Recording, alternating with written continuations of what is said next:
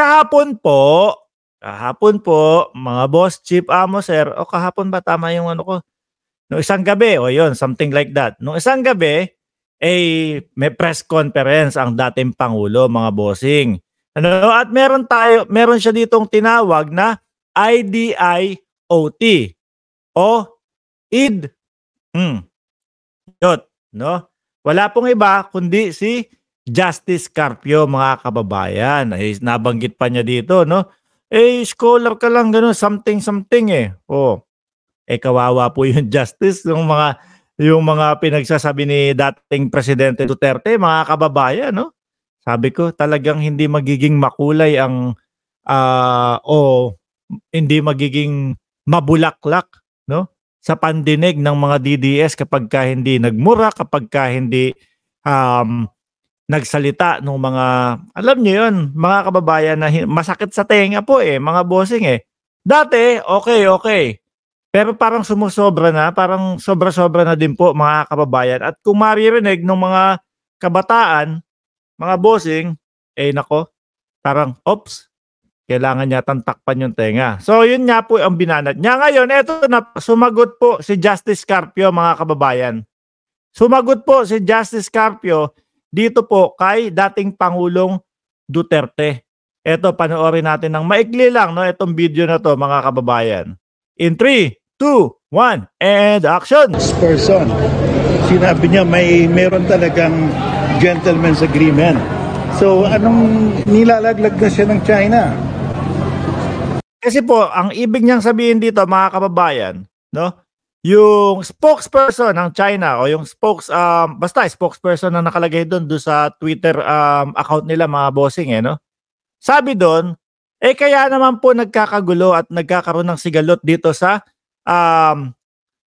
West Philippine Sea dahil nga, o kung tawagin nila South China Sea, dahil nga po hindi sinusunod, no, ng kasalukuyang presidente, mga kababayan, yung napag-usapan dati ng administrasyong Duterte at Marcos. At unang sinabi dito, mga bossing, yun daw pong pag-alis nung BRP Sierra Madre doon sa West Philippine Sea, mga bossing.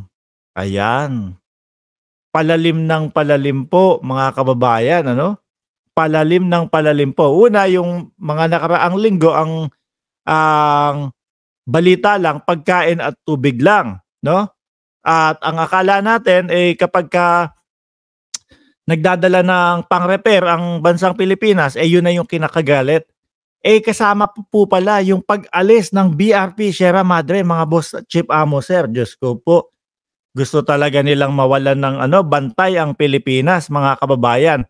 Yun po yung ibinalita. So ngayon po, eto, sagot ni Justice Carpio, nilalaglag na siya ngayon ng China.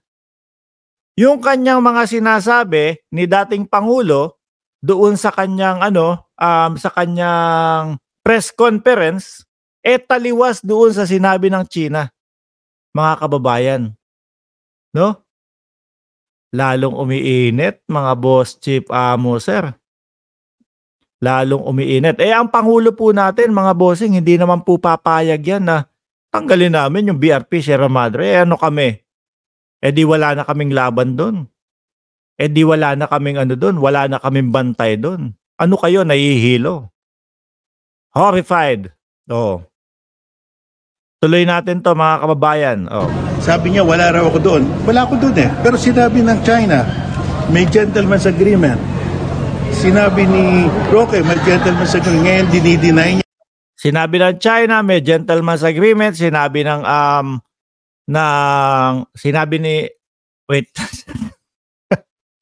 Sinabi ng China, may gentleman's agreement. Sinabi ni Roque, may gentleman's agreement.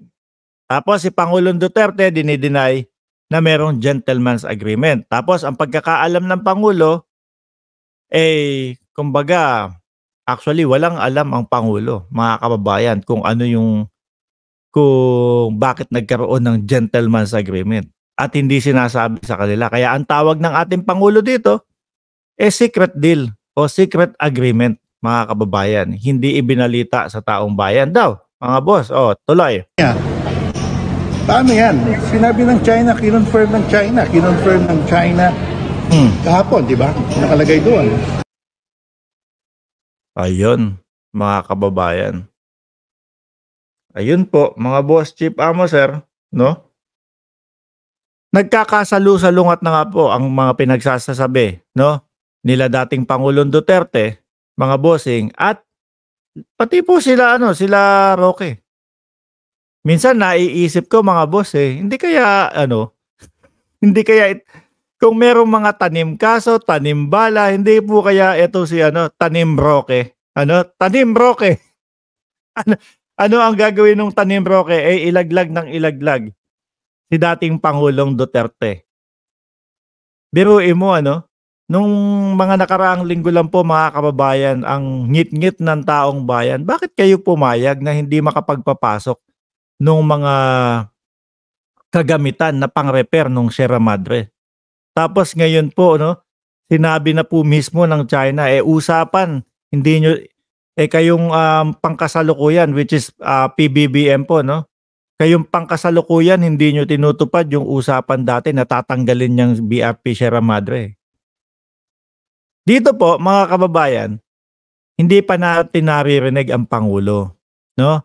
Hindi pa po natin naririnig doon sa pagtanggal ng BRP Sierra Madre. Kasama pa po pala yun sa pinag-usapan, no? Kasi nung bago umalis ang Pangulo, kung di ako nagkakamali, bago siya umalis yon, mga bossing, doon sa interview sa kanya, parang ambush interview yun, no? Ang alam niya lang is pagkain at tubig lang ang dadalhin.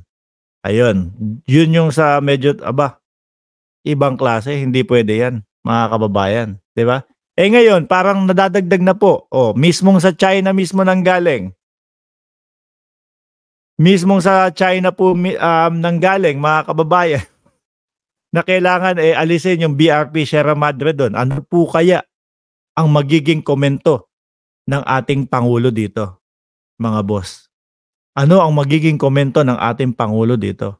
Ito, kahapon tinawag niya ng Id. Hindi ko masabi dahil baka mamaya matawag dito. Mapa-close tayo ni YouTube, mga kababayan. Alam nyo na po yun at narinig nyo na din po yun, mga bossing, no? IDIOT. Yun yung sinabi niya doon, no? Ikaw scholar ka lang, mga ganyan-ganyan ka lang, Pinaglololoko nila ang taong bayan, sabi ni Sir Ed Harry.